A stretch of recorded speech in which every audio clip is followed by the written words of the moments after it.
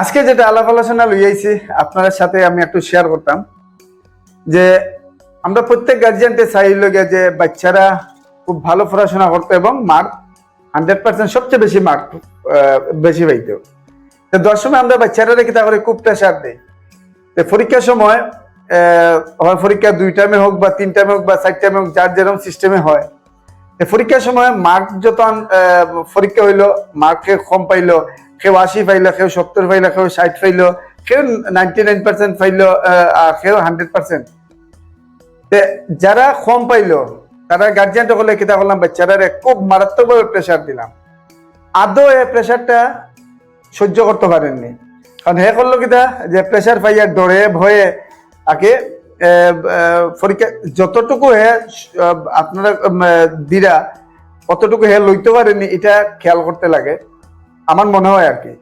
আর এর চেয়ে বড় জিনিস হইল প্রত্যেক বাড়ির প্রত্যেক গার্জিয়ানদের একটা জিনিস মনে হয় আমার, যে এই জিনিসটা চিন্তাধারা করাটা উচিত যে বাচ্চারে হে যতটুকু পারে অতটুকু তারে আনন্দ দিয়া। একটা জিনিস হচ্ছে প্রেশার দিয়ে আপনারা করিয়া তো 100% আপনারা প্রত্যেকে প্রেশার দিয়া কিতা লাভ। আর একটা আনন্দের সাথে হে যদি মনে হয় একটা শিখছে, 2টা শিখছে, 3টা শিখছে, যতটুকু শিখছে তাদের অতটুকু সাকসেস দিয়া দেখুন না হে পরিবর্তন হয়নি। কারণ আপনারা প্রেশার দিয়ে দেখছেন যে বাচ্চারা মার্ক কম পাইছে, কিতালে কম পাইতে বেশ অন্য তোর লগের যারা আছে এরা বেশি পাইছে, তুই কিতালে কম পাইতে কিতা কম দিয়া নেই।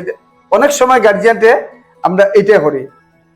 আমি অনুরোধ করবো আপনার কাছে, এবং আপনারা ওই জিনিসটা আপনার বাচ্চা যদি মনে করেন এক ফাটও শিখছে বা একটাই প্রশ্নটাও শিখছে, ওটার যদি তারে আনন্দ উৎসাহ দেন, তে দিয়া দেখুন চান এটা কতটুকু সাকসেস হয়। যখন ওই বাচ্চারা আগে যে কোনো জিনিস আনন্দ এবং আগে ফুর্তির সাথে তারা খরাইয়ে দিবে, আমার মনে হয় এটা তার কাছে খুব সফল হইবে। এবং একটা করে না আমি তো এটা সাকসেস হয়েছি দেখি চান আর একটা, তখন দেখবো অটোমেটিক বাচ্চারা একটা জায়গা গিয়ে যাইতে পারবো, কারণ তার বয়স যতটুকু আছে এবং তার ক্ষমতা শক্তি যতটুকু আছে অতটুকু হিসাবে। এর চেয়ে বেশি যদি প্রেশার দিন, প্রেশার দিলে হয়তো বা যতটুকু শিখতে আসলো তা শিখতে পারতো না।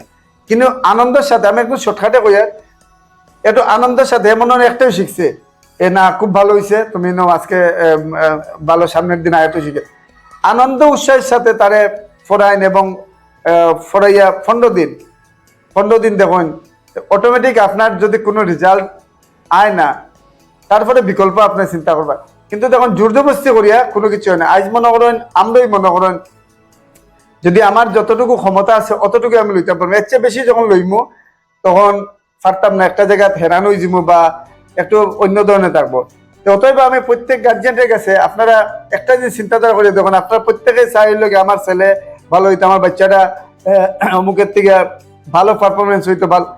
কিন্তু ব্যাপারটা আমরা বলি দিই আর যে তারে মায়া দিয়া যতক্ষণ করতাম পারবো এই জিনিসটা আমরা বলি যাই, তারে কুদাম ভয় এইসব জিনিস দিয়া আমরা মনে হয় তারে এই জায়গাতে পিছনে ফেলাই। অনেক সময় আমি দেখছি আর কি, আমার অভিজ্ঞতা দিয়ে হইয়া যে আমি বিভিন্ন সময় রাস্তাঘাটে গেলে বাচ্চাদের সাথে একটু গল্পও করি। ফ্রিলি ভাবে বাচ্চাদের সাথে যখন গল্প করা যায় হে দেখা যায় আগে মিশে বা তার আগে আনন্দ পায়। আর যখনই আমরা ভয় ভীতি দেখাইয়া একটু কুদাম বাদাম দিয়ে মাতমু হে তখন তার কাছে একটা আটক থাকে।